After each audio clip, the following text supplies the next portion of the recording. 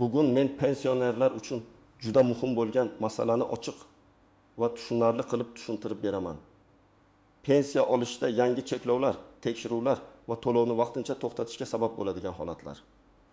Bu ma'lumot har bir pensionerga, pensionerning farzandlariga, vasiylariga, chet elda yashab pensiya olayotganlarga, nogironlik pensiyasi oluvchilarga va boquvchisini yo'qotganlik bo'yicha to'lov oladigan oilalarga bevosita tegishli.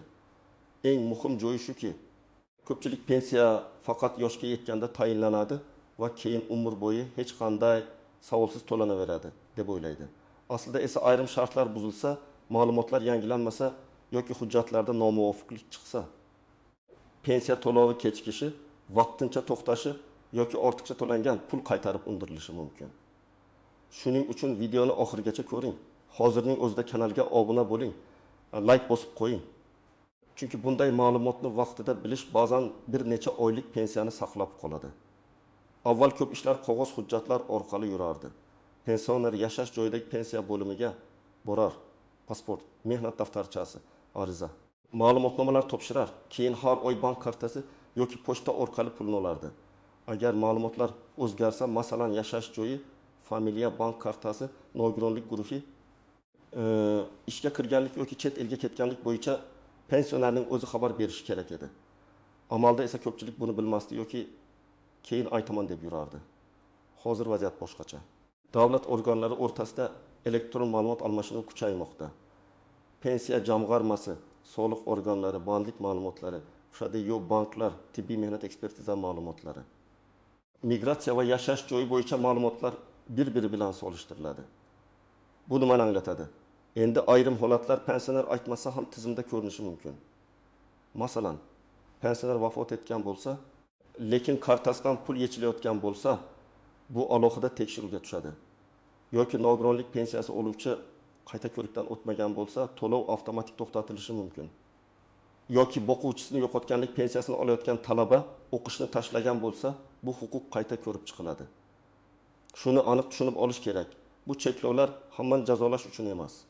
Asosiy maqsad pensiya tizimidagi noqonuniy to'lovlarni kamaytirish, haqiqiy pensionerlarning huquqini himoya qilish va byudjet pulini manzilli ishlatish. Lekin muammo shundaki, oddiy odam hujjatni vaqtida yangilamasa ham, bilmasdan xato qilsa ham, tizim uni shart bajarilmagan deb ko'rishi mumkin. Men bugun aynan shunday xavfli joylarni birma-bir tushuntiraman. Birinchi cheklov shaxsni tasdiqlovchi hujjat va bank ma'lumotlari mos bo'lishi kerak. Agar pensionerning pasporti yoki ID kartasi muddati tugagan, familiyasi o'zgargan, lekin bank kartasi eski ma'lumotda qolgan bo'lsa, to'lovda muammo chiqishi mumkin. Masalan, 68 yoshli onaxon pasportini yangilagan, lekin bankka borib ma'lumotlarini yangilamagan. Pensiya hisoblanadi, lekin karta orqali yechishda bank identifikatsiya talab qiladi. Natijada onaxon pensiyam tushmadi deb o'ylaydi. Aslida pul tizimda turadi. Lekin shaxsiy ma'lumotni moslashtirish kerak bo'ladi. Ikkinchi cheklov, pensiyani boshqa odam olayotgan bo'lsa, ishonchnoma masalasi. Farzandi, nevarasi yoki qo'shnisi pensioner nomidan pensiya olayotgan holatlar ko'p. Agar pensioner kasal bo'lsa, yura olmasa, bu tabiiy. Lekin ishonchnoma muddati tugagan bo'lsa yoki noto'g'ri rasmiylashtirilgan bo'lsa, bank yoki pochta pul berishni rad etishi mumkin. Masalan, pensioner otaxon o'g'liga 1 yilga ishonchnoma bergan. O'g'li 2-yil ham shu hujjat bilan pul olmoqchi bo'ladi. Tizim esa hujjat muddati o'tganini ko'radi. Bu yerda hech kimni ayblash shart emas. Lekin pulni olish uchun yangi ishonchnoma kerak bo'ladi. 3-cheklov, pensionerning vafoti va ortiqcha to'langan pensiya. Juda nozik lekin ko'p uchraydigan masala. Pensioner vafot etgandan keyin uning kartasiga tushgan pensiya qonuniy meros pulidek ishlatib yuborilmasligi kerak. Agar vafot sanasidan keyin pensiya ortiqcha to'langan bo'lsa, bu summa qaytarilishi talab qilinishi mumkin. Masalan, bu 10 sanada vafot etdi. Pensiya 20 sanada kartaga tushdi. Farzandlari bu pulni dafn xarajatlariga ishlatdi. Keyin tizimda vafot qayd etilgach, ortiqcha to'lov aniqlanadi. Dafn xarajati uchun alohida tartiblar bo'lishi mumkin. Lekin vafotdan keyingi oylik pensiyani o'tli pensiya sifatida yechish keyinchalik qarzdorlik keltirib chiqaradi. 4-cheklov, chet elga ketgan pensionerlar. Agar pensioner uzoq muddat boshqa davlatda yashayotgan bo'lsa, ayrim holatlarda pensiya to'lov bo'yicha qo'shimcha tasdiqlar talab qilinishi mumkin. Bu yerda eng muhim narsa men tirikman. Pensiyani o'zim olaman. Huquqim saqlangan degan mazmundagi tasdiqlar shaxsni aniqlash va yashash holatini yangilashtir. Masalan, pensioner o'g'lining oldiga Rossiya yoki Turkiyaga ketdi. Kartasi O'zbekistonda qolgan, pulni qarindoshi yechib turibdi. Agar bank yoki pensiya organi shubhali harakatni ko'rsa, karta bloklanishi yoki to'lov aniqlashtirilishi mumkin. Pensioner chet elda bo'lsa, konsullik, notarial tasdiq yoki rasmiy aloqa orqali ma'lumot berish zarur bo'lishi mumkin. 5-cheklov, nogironlik pensiyasi va qayta tibbiy ko'rik. Nogironlik pensiyasi doimiy yoki muddatli bo'lishi mumkin. Agar nogironlik guruhi ma'lum muddatga berilgan bo'lsa, pensioner belgilangan vaqtda qayta ko'rikdan o'tishi kerak. O'tmasa to'lov to'xtatiladi. Masalan, uy guruhi nogironlik 2025-yil 1-iyulgacha belgilangan. Pensioner o'zim bilaman. Ahvolim baribir o'zgarmagan deb avgustgacha bormadi. Tizimda muddat tugaydi va pensiya to'lovi ushlab turiladi. Keyin u ko'rikdan o'tib, guruh tasdiqlansa, ayrim hollarda to'lov tiklanadi, lekin vaqt va asob ketadi. Shuning uchun nogironlik hujjatining oxirgi sanasini alohida yozib qo'yish kerak. 6-cheklov. O'quvchisini yo'qotganlik pensiyasida yosh, o'qish va daromad holati. Bu pensiyani olayotgan bolalar, talabalar va mehnatga layoqatsiz oila a'zolari uchun shartlar bo'ladi. Agar bola belgilangan yoshdan oshsa, kunduzgi ta'limdan chiqsa, o'qishni tugatsa yoki huquq beruvchi holat tugasa, pensiya qayta ko'rib chiqiladi. Masalan, 19 yoshli talaba otasidan qolgan pensiyani olyapti. U kunduzgi bo'limdan sirtqi bo'limga o'tdi yoki o'qishni tashladi. Bu haqda xabar bermasa, pensiya bir necha oy tushishda davom etishi mumkin. Keyin tekshiruvda ortiqcha to'lov aniqlanadi va qaytarish majburiyati tug'iladi.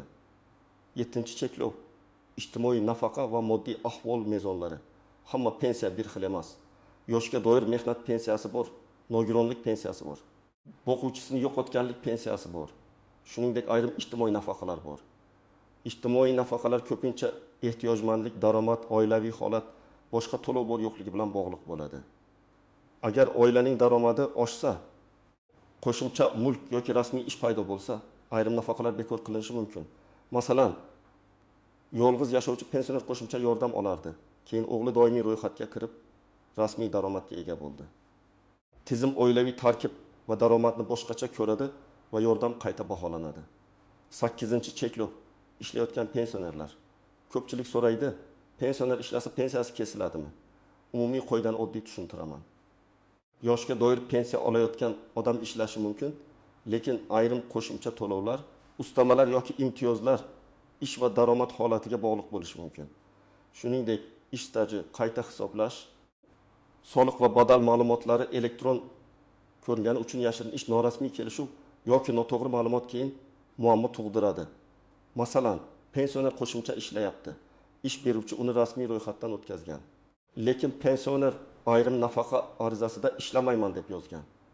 Keyin soliq ma'lumotlari chiqsa, ariza noto'g'ri bo'lib qoladi. 9-cheklov. Pensiyadan ushlab qolishlar.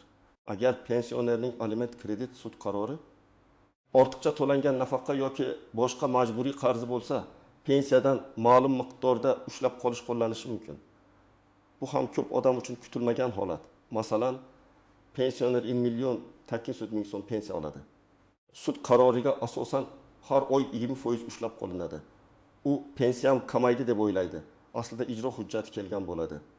Bunday holatda sababni bankdan emas, majburiy ijro byurosi yoki qaror chiqargan organ orqali aniqlash kerak. 10-cheklov. Bir vaqtning o'zida bir nechta to'lov olish. Ayrim to'lovlarni birga olish mumkin, ayrimlarni esa tanlash kerak bo'ladi. Masalan, bir shaxs bir vaqtning o'zida ham ma'lum turdagi pensiya, ham unga mos kelmaydigan nafaqani olishi qonunda cheklangan bo'lishi mumkin. Eng ko'p xato shunda, odam ikkalasi ham tushyapti, demak qonuniy deb o'ylaydi. Lekin tizim kech aniqlasa ham ortiqcha to'lovni qaytarish talab qilinadi. Shuning uchun yangi nafaqa yoki yordamga ariza berayotganda oldindan qaysi to'lovlar olayotganingizni to'liq ko'rsatish zarur. Birinchi nozik joy pensiya to'xtatilsa, bu har doim butunlay bekor qilindi degani emas. Ko'p holatda to'lov vaqtincha to'xtatiladi. Chunki ma'lumot yetishmaydi yoki hujjat tasdiqlanmagan bo'ladi. Masalan, bank identifikatsiyasi tugallanmagan, nogironlik qayta ko'rigi kechikkan, ishonchnoma yangilanmagan, yashash joyi bo'yicha ma'lumot mos emas. To'lov tiklanishi mumkin, lekin odam qo'l qovushtirib o'tirsa vaqt cho'ziladi. Ikkinchi nozik joy. Hamma xabar telefoningizga kelmasligi mumkin. Ayrim pensionerlarda eski raqam, farzandining raqami yoki umuman telefon yo'q. SMS kelmasa ham majburiyat yo'qolmaydi. Shuning uchun men har bir pensionerga aytaman. Pensiya bilan bog'liq telefon raqamingiz, bank kartangiz, yashash manzilingiz va pasport ma'lumotlaringiz dolzarb bo'lsin. Farzandlar ham ota-onasining hujjatlarini yiliga kamida bir marta tekshirib qo'ysin. Uchinchi nozik joy, karta boshqa odam qo'lida bo'lsa. Bu juda xavfli. Pensioner kartasini o'g'liga, keliniga, qo'shnisiga berib qo'yadi. Pin kodni aytadi. Keyin pul qayerga ketganini bilmaydi. Qonuniy jihatdan karta egasi pensioner. Agar pul yechilsa, bank ko'pincha pin kod bilan yechilgan deydi. Keyin oilaviy nizo boshlanadi. Agar pensioner pulni o'zi boshqara olmasa, ishonchnoma, vasiylik yoki rasmiy tartibda ish yuritish kerak. Oddiy kartani olib yur degan kelishuv pensionerni himoya qilmaydi. 4-nozik joy, ro'yxatdan o'tgan manzil va haqiqiy yashash joyi. Pensioner bir tumanda ro'yxatda, boshqa tumanda yashaydi. Bu o'z-o'zidan jinoyat emas. Lekin ayrim ijtimoiy xizmatlar, moddiy yordam, yolg'izlik bo'yicha ustamalar, parvarish bilan bog'liq masalalarda haqiqiy yashash holati muhim. Masalan, pensioner rasmiy hujjatda yolg'iz, lekin amalda farzandlari bilan yashaydi. Yordam tayinlashda bu aniqlansa, oldingi qaror qayta ko'rib chiqiladi. 5-nozik joy, chet eldan kelgan hujjatlar. Agar pensioner chet elda yashasa yoki davolansa, u yerdan olingan hujjatlar oddiy qog'oz bo'lib qolmasligi kerak. Ko'p hollarda tarjima, notarial tasdiq, apostil yoki konsullik tasdig'i talab qilinadi. Masalan, chet el shifoxonasidan ma'lumotnoma olib keldingiz. Uni o'zbek tiliga tarjima qildirmasangiz yoki rasmiy tasdiqlatmasangiz, idora uni qabul qilmasligi mumkin. Demak, hujjatning mazmuni emas, rasmiy kuchi ham muhim. 6-nozik joy. Ortiqcha to'lovda men bilmaganman degan gap har doim yordam bermaydi. Albatta, odam bilmasdan xato qilishi mumkin, lekin davlat organi pul ortiqcha to'langanini aniqlasa, qaytarishni so'rashi ehtimoli katta. Shuning uchun o'zgarish bo'lsa, kutmang.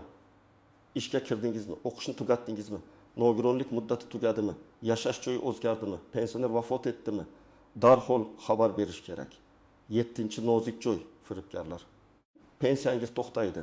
Kartangizni yangilab beramiz. SMS kodni ayting degan qo'ng'iroqlardan ehtiyot bo'ling. Hech bir rasmiy xodim sizdan bank kartangiz pin kodi yoki SMS kodini so'ramaydi. Agar kimdir telefon qilib, yangi cheklov chiqdi, hozir aytmasangiz pulingiz kuyadi desa, darhol suhbatni to'xtating. Rasmiy ma'lumotni pensiya jamg'armasi, bankning rasmiy raqami yoki davlat xizmatlari markazi orqali tekshiring. Endi men aniq qadamlarni aytaman. 1-qadam. Hujjatlaringizni tekshiring. Pasport yoki ID karta muddati, familiya va ism yozilishi, yashash raqami, bank kartasi egasi ma'lumoti. Telefon raqami va yashash manzili bir-biriga mos bo'lsin. Agar pasport yangilangan bo'lsa, bankka borib ma'lumotni yangilang. 2-qadam, pensiya turini aniqlang. Siz yoshga doir pensiya olyapsizmi? Nogironlik pensiyasimi? O'quvchisini yo'qotganlik pensiyasimi yoki ijtimoiy nafaqami? Har birining sharti boshqa. Buni bilmasdan turib, menga tegishli emas deyish noto'g'ri. Pensiya bo'limidan yoki yagona interaktiv davlat xizmatlari portali orqali ma'lumotni aniqlang. 3-qadam, agar nogironlik bo'yicha to'lov olsangiz, qayta ko'rik sanasini yozib qo'ying. Telefon kalendarga kiriting. Farzandingizga ayting, hujjat papkasiga belgi qo'ying. Muddat tugashidan oldin poliklinika yoki tegishli tibbiy komissiya tartibini surishtiring. 4-qadam, agar pensiyani boshqa odam olib berayotgan bo'lsa, ishonchnoma muddatini tekshiring.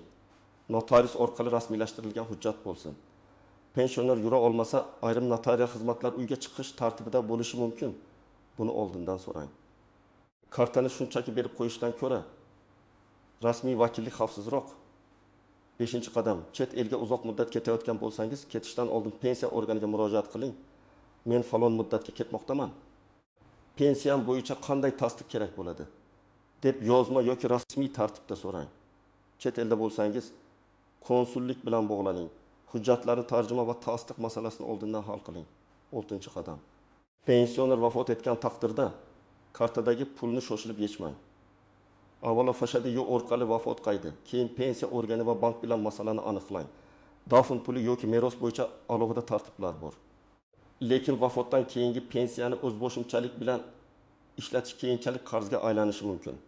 7-qadam pensiya kamaygan yoki tushib olgan bo'lsa, avval sababini aniqlang. Bankka borib pul tushganmi yoki yo'qmi deb so'rang. Keyin pensiya jamg'armasining hududiy bo'limiga murojaat qiling. Agar ushlab qolish bo'lsa, majburiy ijro byurosidan ijro hujjati bor yo'qligini tekshiring. Murojaatda aniq yozing.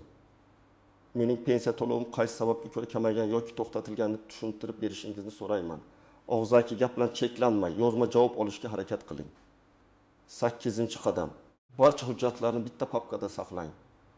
Pasport nusxasi, pensiya guvohnomasi yoki tayinlov ma'lumoti, bank rekvizitlari, nogironlik ma'lumotnomasi, ishonchnoma, sud qarori bo'lsa, uning nusxasi, o'qish joyidan ma'lumotnoma.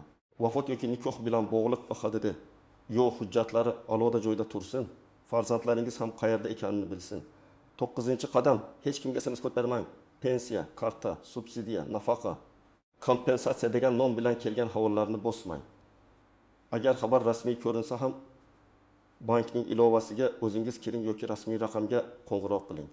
Firibgarlar aynan pensionerlarning ishonuvchanligidan foydalanadi. 10-qadam. Agar sizga ortiqcha to'lov bo'yicha talab kelsa, vahima qilmang, lekin e'tiborsiz ham qoldirmang. Talabnomani o'qing, qaysi oylar, qancha summa, qaysi asos bilan deyilganini tekshiring. Agar rozi bo'lmasangiz, yozma e'tiroz bering, dalil hujjatlaringizni ilova qiling. Zarur bo'lsa yuristdan maslahat oling. Ba'zan xatolik tizimda bo'lishi ham mumkin, lekin buni faqat hujjat bilan isbotlash mumkin. Demak, pensionerlar uchun asosiy xavf pensiyaning o'zida emas, hujjatlarning yangilanmagani, shartlarning o'zgargani, ma'lumotlarning mos kelmagani va rasmiy xabar berilmagani bilan bog'liq. Pasport, bank kartasi, ishonchnoma, nogironlik muddati, o'qish holati, chet elda yashash, vafotdan keyingi to'lov, qarzlar va bir nechta nafaqani birga olish masalalari alohida nazoratda bo'lishi kerak. Men sizga maslahat beraman. Bugunoq hujjatlaringizni tekshiring. Ota-onangiz pensioner bo'lsa, ularga yordam bering. Tushunmagan joyingiz bo'lsa, rasmiy idoradan yozma javob oling. Agar sizda pensiya to'xtagan, kamaygan yoki hujjat sabab muammo bo'lgan bo'lsa, izohlarda yozing. Boshqalar ham sizning tajribangizdan xulosa qiladi. Videoni foydali deb bilsangiz, like bosing, kanalga obuna bo'ling va yaqinlaringizga yuboring. Bu ma'lumotni bilgan odam pensiyasini, vaqtini va asabini asrab qoladi.